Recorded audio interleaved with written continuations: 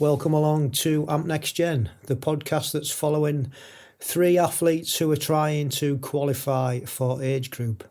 And two of those athletes, Danny and Jerry, have already had their qualification races. And this week coming up, it's the turn of Harry. My name's Richard Conway and I am the host of the Amp Next Gen and also the Agegroup Multisport podcast. If this is your first time tuning in, where have you been? 14 weeks has passed already and these guys have been working the socks off to try and qualify for the coveted Great Britain Triathlon suit and to have the pleasure and honour to race for GB. We've been following them and each week they've sent in a report until the qualification races come and then they've given us a final report of how it's gone. And Harry's the last one up. And like I said, his race is imminent next Sunday at Mallory Park. Mallory Park's a racetrack for those of you who don't know, so it's all enclosed. It's safe, there's no traffic, and it's a draft legal race, which is really exciting if you haven't done one before. And it allows you to draft and get in a bunch and pretty much save your legs if you can. But yeah, so it should be exciting for Harry.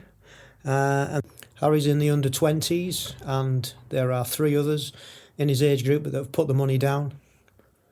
And as long as he gets within 115% of the winner, then he should get a Q4. Hopefully he'll do it. So let's hear how he's got on this week and we shall see you on the other side. Hi Rich and the Amp listeners, it's week 14 of my audio diaries, and yeah, I'm 1 week out from my race, so this week was my recovery week, so it was nice and easy at times, so it wasn't always nice and easy, that is. So Monday, just a rest day, just chilled out. I can't actually remember what I did on Monday, other than that. Then Tuesday, I did the GTN strength video. As it was all bodyweight stuff, so I knew it wouldn't be too heavy. Then in the evening, I did my normal VC deal session, but I did it in my TT bars, which you can actually see on the GB YouTube channel. And then I turned it into a brick session. So I did about 25k on the bike in about an hour. I did the last 5k nice and easy. Then I did 15 minutes at about 8 to 9 out of 10 RPE. And I did about 3:51 or 3.51k. So it's about 4:17 per k, which I was really happy with, especially as it was a brick session. So yeah, that was Tuesday. Then on Wednesday I had a track session, which I had the option to do either 4 or 5 800s. I ended up doing 4 800s as my third 8 sidetrack. Bit of a sidetrack here, but there was a few people from my club, which I didn't know were going to be down there. There's a few people from Deal Try there. So they were doing 6 400s each, but as a relay. So on my third one, I gave them like a 110 metre handicap, and then I set off.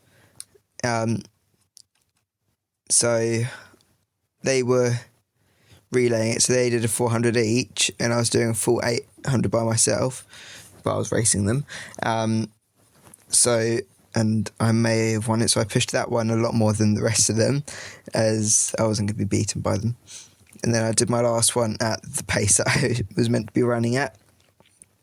So that was tough but fun ish. So that was Wednesday. In the end, I did about 7k because I did a cool down walk to get a bit of nutrition from Aldi. So that was good. Thursday I had another rest day, so I did a bit of stretching, and rolling, that sort of thing. Can't remember exactly what I did, but that's the rough gist.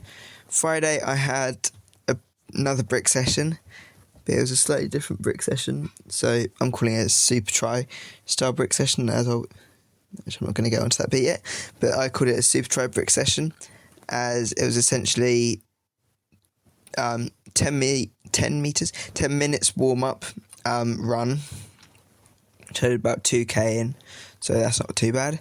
And then it was 20 minutes hard cycle, which was about 6 out of 10. Am I looking at the right bit?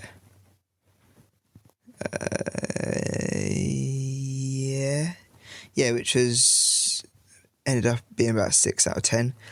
But so it was meant to be 20 minutes at 32 k's an hour, but due to the traffic on the Canterbury Ring Road, which is like where I like to do my sessions when I can't get up to Betts Hanger, due to the traffic at that time of day, I averaged about 24 k's an hour for that one, so I only did about 7k in 20 minutes.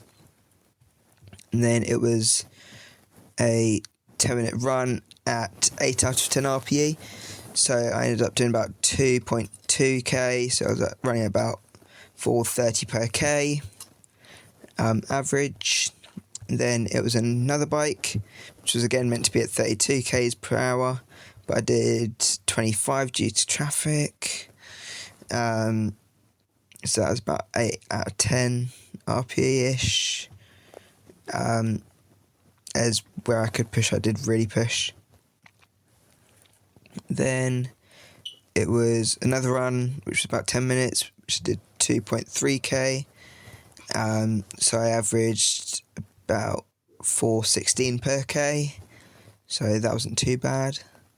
Then I had a 5-minute cool down on the bike, and I did about 2.5k in 7 minutes. So hence why I'm calling it a super try brick session. I'm just adjusting myself. Super try brick session because it was run, bike, run, bike, run, bike. Cool, so that was Friday. Then on Saturday in the morning, I did an easy 30-minute run, 30-minute jog run, potato, which was at 5:40 per k average. I did about 5.4k, so I was pretty happy with that. It was about 4 RPE, so nice and gentle.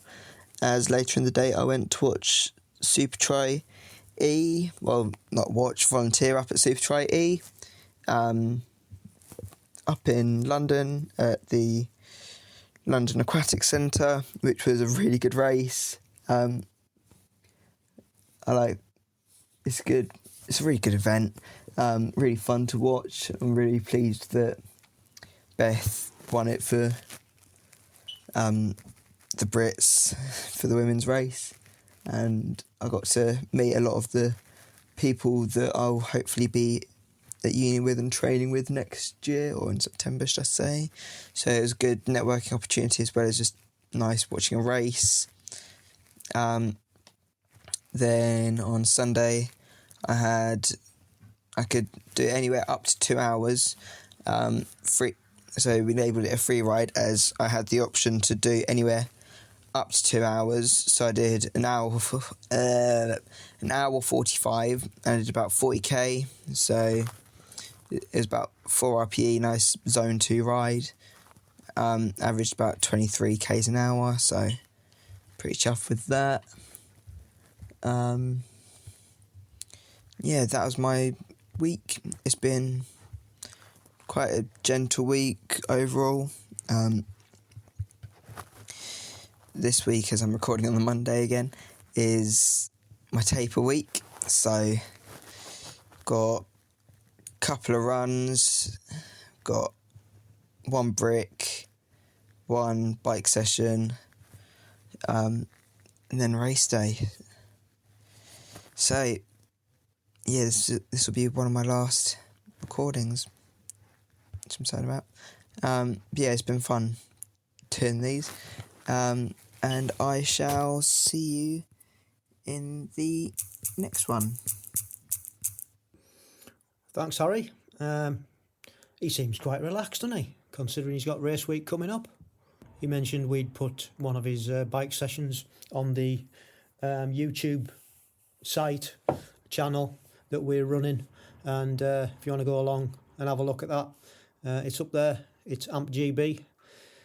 Head over, support, with 2 subscribers off 100, which is quite a milestone. So if you haven't had a look yet, head over there and see what's going on, and watch a few videos and subscribe and like and comment and all the usual. That'd be great. So yeah, this time next week, episode 15, week 15, we'll see how Harry's got on, and that'll be it. That'll be the last one. It's been a good series. Really enjoyed following the 3 athletes, and really enjoyed putting these together. So fingers crossed for Harry. If you follow him on social, send him some good luck messages this week, and we'll definitely be following his race results as they come in on the tracker if it's available next Sunday. And that's about it for this episode. Thanks once again for taking your time out and supporting the guys and listening. I hope you've enjoyed the series. We've had a blast doing it. It's been a great spin-off from our other podcast, the Agegroup Multisport podcast. So we will definitely be doing it again, probably next year. So if you're interested in trying to qualify next year and you haven't done already and you're not an age grouper, those are the stipulations. Just get in touch and we'll get you on. And if you'd like to get in touch, you can email us at agegroupmultisportpodcast@gmail.com. We're on Instagram at amp_1967. We're on Facebook at ampgb. We're on X at Agegroup Multisport Podcast. And like I said, we're on YouTube. We have our own channel with loads of videos and all the other podcasts that we've done previously at AmpGB. So that's it till next week. Good luck again, Harry. And don't forget, stay safe, keep training, and love the process.